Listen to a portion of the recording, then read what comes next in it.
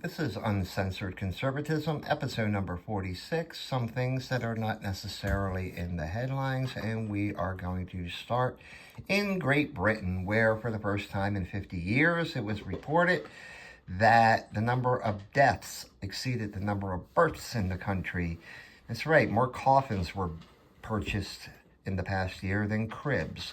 So keep it up there. In fact, your fertility rate is now under one child per woman of childbearing age. So, way to go, Great Britain. Africa, as you may know, is growing in population exponentially and may soon pass that of Asia. Now, this is IMF chief Kristalina Georgieva, and she says that sub-Saharan countries definitely need more representation in every international organization. In fact, the IMF is now going to add one in a case of international affirmative action.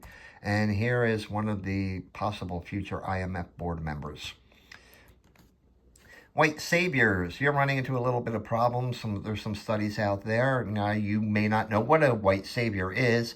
There's people, think Bono of U2 fame, who runs around to third world countries and Live Aid and all that stuff, or people who adopt third world children and donate anything, donate money, whatever. Anyway, this study says that it actually perpetuates harmful stereotypes of white superiority. It disempowers local people, and it misdirects resources to make the person, the helper, feel good about themselves rather than alleviating genuine suffering. And I don't know, it sounds kind of, just think about that the next time you ask for a donation by Sally Struthers on late night TV. I don't know, it sounds rather rude and not very appreciative. I mean, if you want to do this stuff, give up your money, then give it to the Humane Society or the SPCA. At least animals are a little bit more appreciative. All right, we all know that the Grammy Awards suck. They give out sucky awards to sucky artists, and they have for many years. Well, now that they met their quota of female voting members, they're going after the BIPOC voting members now and want to increase their number. So, again, we got some affirmative action going on here. Sorry, Taylor Swift, but Beyonce's going to win. Oh, boy. Well, you may have heard that the Joker sequel, it only brought in $40 million in its first weekend, which is less than half of what the original Joker brought in. It received some bad reviews. I think the average of the reviews is a D+, and it got about 33% on Rotten Tomatoes from fans, moviegoers. A lot of people want to know why the movie failed, and a lot of people say it's because it's really hard to do a sequel. It never lives up to the original, and I don't know, Beetlejuice did pretty good, and that's a Tim Burton movie. It wasn't because, they had the same director and actor, and maybe it was the fact that it was a fucking musical. All right, this is Victor Martinez. He's a Spanish radio host in Pennsylvania, and he believes that Kamala Harris listens. In fact, he endorsed her. Now, here he is with meeting Tim Walz and having him on his program. Don't know how weird that one went. But here's the problem. Martinez has a penchant for racist rants on his show at times. And for example, he said he got on an airplane bound for Puerto Rico and thought he was heading to either Jamaica or New Orleans because there were so many African Americans on it. One of his co-hosts also once compared black tourists in Puerto Rico to monkeys. A famous monkey down there, but basically to monkeys, and Mr. Martinez laughed along to it. Anyway, he endorsed Kamala Harris, so she has her own little David Duke there. Studies have shown that students who study abroad, when they return home, it actually has a good effect on that country. It's not immediate. This was a longitudinal study. It takes about 15 years to show some effect, and that it has a tendency to raise the gross domestic product of the home country. Problem is, a lot of them don't go home, And for, it's just more lucrative to practice medicine or whatever in the United States. But imagine if every Dr. Patel left the United States and went back to India. Um, we'd have less heart surgeons and the lifespan of an Indian would increase. But for years and years, we've been trying to get black students to enter the STEM fields because there was this big disparity there. And we spent millions of dollars or billions of dollars on trying to get them to do so at the early stages, get them interested in the STEM fields. Problem is, when they get to college, a lot of these people are not entering the STEM fields. Why not? Now, it's not because they cannot handle the rigors of college or anything like that. It's because, according to this NYU, New York University study, it's because of institutional racism in higher education that steers them away from the STEM fields. You want to fix it, they say? Then we need to reconsider meritocracy and, quote unquote, the fallacious explanations of achievement. I don't know. I don't care what color you are. I don't want a D-plus student operating on my heart or building a breach for me. National Science Foundation. This is a $30 million federal grant to the University of Massachusetts in Amherst. They're to study how to, quote unquote, braid indigenous learning into science. And what is that? I'm glad you asked. It's what one critic described as fitting scientific data to fit a mythology. For example, females shouldn't handle ancient warrior remains, or, God forbid you're menstruating, you shouldn't touch anything, and because, the spirits are dirty and evil and all that kind of stuff. It even extends to hanging devil's claws in exhibits and burning sage in your laboratory. I can't believe we came to this. Hey, writers at the Wonket. It's a rather liberal outlet, same one that suggested that Trig Palin, the son of Sarah Palin, former governor of Alaska, who was John McCain's running mate in 2008, he had Down syndrome, and they suggested it was a result of incest. Well, anyway, Donald Trump went on the Hugh Hewitt show, and they declared him to be anti-science after he went on one of his usual rants about immigrants. And they says the reason for this is they made the logical connection. Donald Trump's family in the late 1800s, early 1900s, immigrated to the United States from Germany and, Nazis and all that stuff.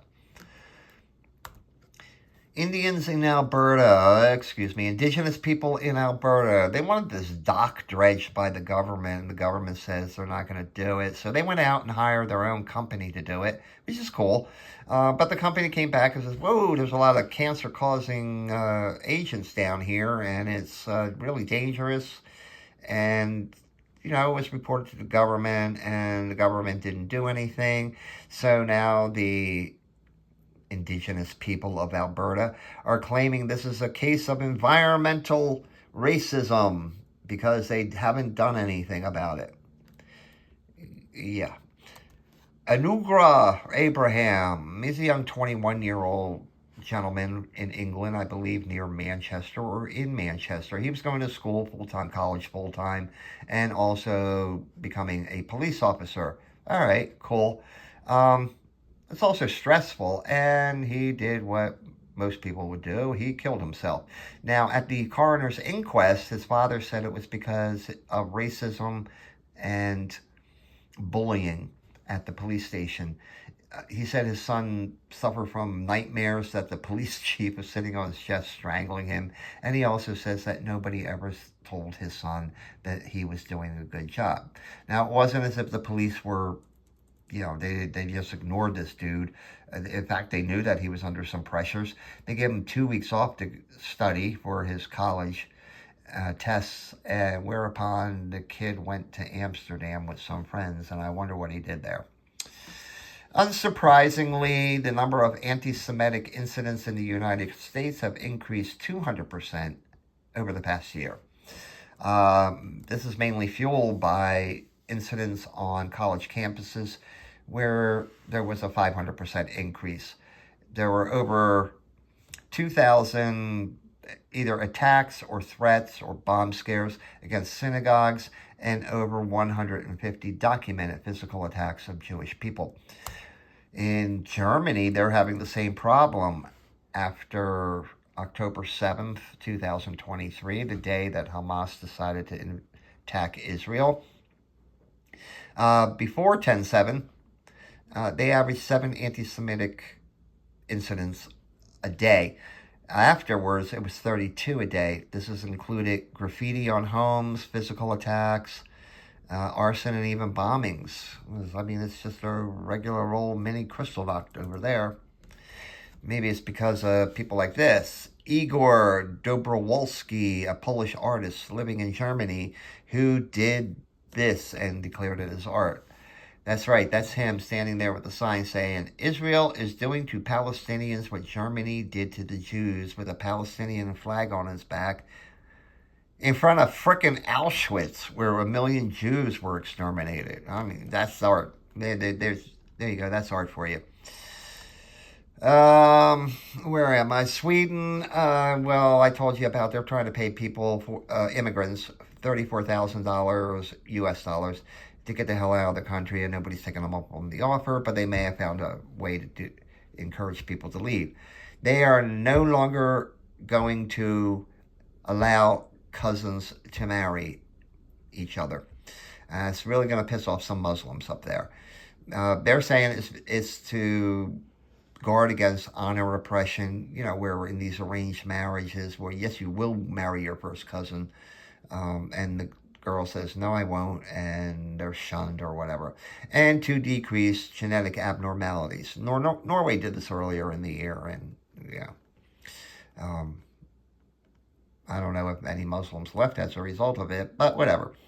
In San Antonio, 20 people were arrested for taking over an apartment complex, and I don't know what it is with these gangs taking over apartment complexes, but at least 4 were members of Tren de Aragua, which I understand is not a problem in New York City, Chicago, or Aurora, Colorado. Paris, known as the City of Lights, is also a very romantic city, and is quick becoming the sexual assault capital of Europe at the hands of Muslim immigrants. The most recent incident occurred against 2 Latvian women who were accosted at night near the Eiffel Tower by 7 men. 4 of them were arrested. 2 were from Egypt and 2 were from Algeria. A 5th one was suspiciously described as North African, but 3 of them got away. Anyway, this follows on the heels of a actual rape in broad daylight in Paris, and there was another one where a Muslim immigrant exposed himself to a French female, pulled her dress up and tried to rape her. She screamed and got away. Great Britain wants to move Tamil immigrants on Diego Garcia, which is an island in the Indian Ocean. It also houses a U.S., British Naval and Air Force base. Now, the Tamils mainly come from India and Sri Lanka, and England wants to relocate them to Romania, to some UN shelter there. But they're promising these people £3,000, British pounds, free health care and housing for 3 years. I don't know if they want the dental care, and job training and placement. Whatever. Survey out of Spain shows that 57% of Spaniards think that immigration is just out of control now. It's out of hand. And their problem is with North Africans and sub-Saharan Africans. Funny thing, the same survey found that I think it was 89% of Spaniards responded they don't want their Spanish daughters marrying these people. And German security firms are raking in the bucks because of immigration. Somebody has to keep order in those refugee shelters. Berlin alone has, and this is amazing, I didn't know this, Berlin alone has 117 of these shelters. So if you want to make a killing, buy some stock in these companies. Now, the old saying is war is hell, and especially hell in Lebanon right now. I mean, when pagers and radios aren't exploding in the hands of Hezbollah terrorists, bombs are falling from the air. Now, most people they're getting the hell out of the country or heading to shelters. The thing is that Lebanon shelters only allows Lebanese citizens in. So being locked out are a lot of black migrants from Africa.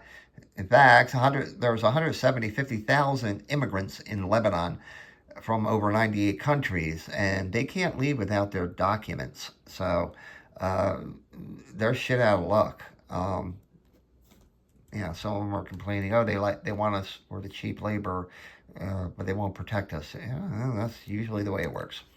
Toyota's pulling out of sponsoring gay events. They're getting out of that shit. They will now focus on STEM and workforce readiness, which seems about right for a car company. The Fly Fishers Club in England will now allow women after 140 years of existence. So screw all that equal pay for equal work shit. Fly fishing equality comes first. That's English feminism for you, boy. Small victories, one fish at a time. Holy crap. You've heard of gaydar. Well, this study proves that it does exist. These two researchers, who happen to be gay, found that gay people have certain facial features that more in common than with straight males, and the same applies for lesbians, by the way. And it's not that gays appear more feminine or anything like that, except in the case of the two researchers. Yep, that's their faces there. Of course, the ultimate gaydar is showing up in this place. Now, I swear people actually research this shit, but researchers have found that male-coded words appear 2 times more than female ones in English language textbooks. When they are female, they're usually sexist. For instance, they cite the fact that a verb like bake is often ascribed to a female, and therefore it reinforces sexual and gender stereotypes. Okay. At the University of Michigan, some guy went for his thesis, and I think he was a geologist, and it wasn't that he discovered some new mineral or anything. In fact, his study dealt with minerals. Here he found that 94% of minerals named after a person are named after a male person. In his thesis, he quotes, "Gender doesn't pertain to how rocks and minerals form." It's geology, dude. Yeah. In the absence of any systemic barriers, we would expect gender equity, but we don't. In other words, we're not naming enough minerals after females. So, I mean, the first mineral named after a female, I think, was Madame Curie back in 1866. Her husband beat her to it, but still in all, let's go back to 1866.